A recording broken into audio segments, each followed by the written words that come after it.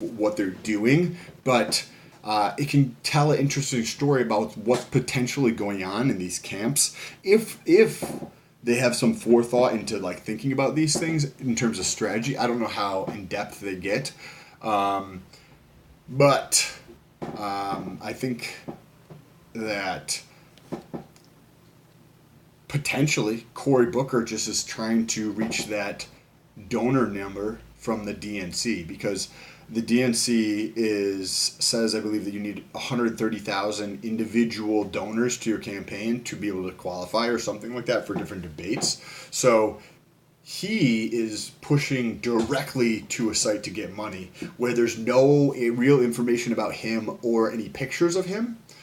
And it says maybe that he needs the money or he needs that to hit the threshold, whereas Kamala Harris and Pete are advertising to their own websites, where not only they can get money, but they have their own branding.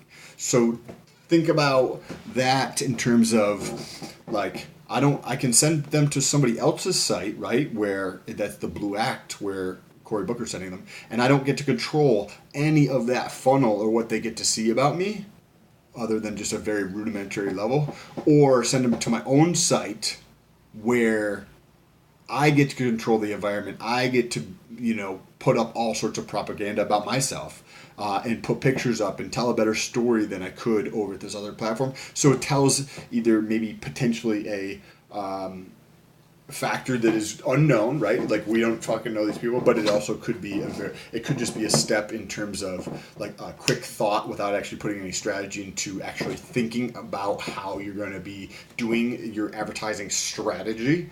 By the way, anybody who knows them can share this video with them. I'll be happy to talk with them. But I thought that was kind of interesting. So now we're going to take a look at the last category here. And this is the web event.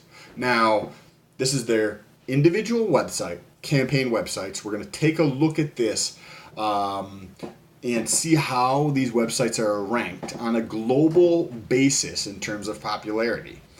And as we've been doing this, we're going to take a look at a couple different areas and just compare them to the other players in this event. So starting with Andrew Yang, we have his site ranked 21,700. So on a global basis, that's where his site ranks. Next, we're going to go through and look at Pete. And remember, just a quick recall. When we remember that Pete was advertising to his site, right? So you might think that the traffic number would be higher or relevance, right? If you put maybe a little bit of thought into it. So we come over here and we see that his global ranking is 52,800. So his is like 2.5 times worse than Andrew Yang's. Next, we have the person who was advertising to a different site that they did not own, Cory Booker. He's sending traffic like over here. He's like, yo, you guys have it. I don't need it. I got plenty. So he's sending all of this all these traffic to there. Well, at least somebody is, whoever's advertising. Because maybe somebody else is putting that money up for him. Who would do that? Like a super PAC maybe. So either way, kind of like I'm going to group that together. If there's a PAC that's advertising for him, like he might not actually be advertising for himself. And I don't want to like say that he is when he like clearly could not be. And if you look at the global ranking for his site, you can clearly see a big difference relative to the other two candidates in terms of he's just barely under 250,000th most popular website in the world. So it's sitting out there, like way the fuck out there, which is clearly evident. You could tell that by his advertising strategy or super PACs or whatever. Okay, so next we have Miss Harris. Okay, hers on a global basis is ranked. Remember, she pays, right? She's paying Google to send traffic to her site, just like Pete was. So I would expect hers to be in a similar neighborhood, depending on her spending level, if you assume that they're spending around the same amount, give or take maybe 10% or 15% in either direction. And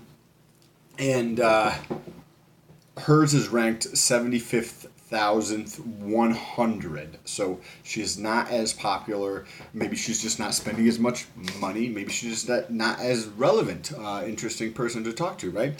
So now let's take the train back and take a look at the amount of time spent on these sites per visit, right, per day. And we're going to start at Harris, and we're going to work backward through this list, right? So we start at Harris, and she has, on average, 2 minutes and 3 seconds on average. Next, we have the person who is out in the stratosphere with their website, 250,000th, just under that. And the average time spent on his site is 1 minute and 28 seconds. Clearly, it's not as relevant because people don't want to be there very long.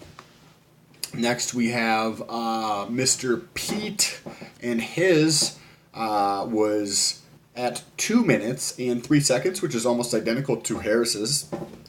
And then let's come up to Mr. Yang, and his is 3 minutes and 12 seconds. So clearly, there's a lot more time spent on his page. And I want to take you down one more step. We're going to take a look at the daily page views per visitor, and that's at 2.5 for Yang. And for Pete, it is at, oh wow, the trend over time is Pete's is like website's actually losing popularity over time. That's not really the direction you want to happen. Maybe we should take a look at Andrew's as well. His was losing for quite a while, and it's been really taking off over the last, week to 12 days, 15 days. So definitely better than Pete's. Next, we have our person with theirs in the stratosphere, and his has been,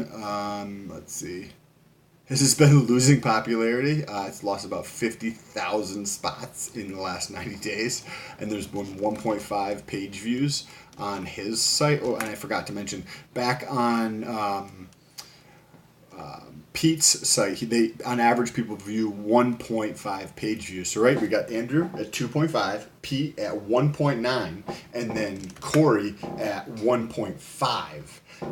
Lastly, we've got Kamala Harris. Hers over time, she saw a big spike. It looks like about 45, 50 days ago, and but the spike was kind of up, and it's been basically flat or trending down slightly in terms of popularity over time. And the number of page views on her site is 2 pages. So Andrew Yang also wins in this category. So when you take a step back and you look at this, right, that is what we just did using the data that's unbiased versus Fox News polling people and having to question them. Clearly, the results can speak for themselves because there's something wrong with polling. Clearly, like we just went through this, right? We went through web search, we went through YouTube, we went through hashtags, and then we went through their Google search, their YouTube search, their hashtag usage. Like, people are fucking talking about these people, right? And then their website, right? And in all of those categories, Yang's winning. According to their poll, their national poll, this giant company, Fox News is saying these are the results nationally. And this is how accurate they think they are, where they have him at 7th, but he is clearly ahead of the 3 people that they have in the head of. And we can get more into whether we compare him to Bernie Sanders or Elizabeth Warren or Joe Biden. I've already got some content on that on the channel. Now, if you want to follow along with this election, or you like this style of analysis, make sure you press that subscribe button. Don't forget to share this video with somebody else who you think would appreciate it. And press that thumbs up button to help the channel grow. Peace.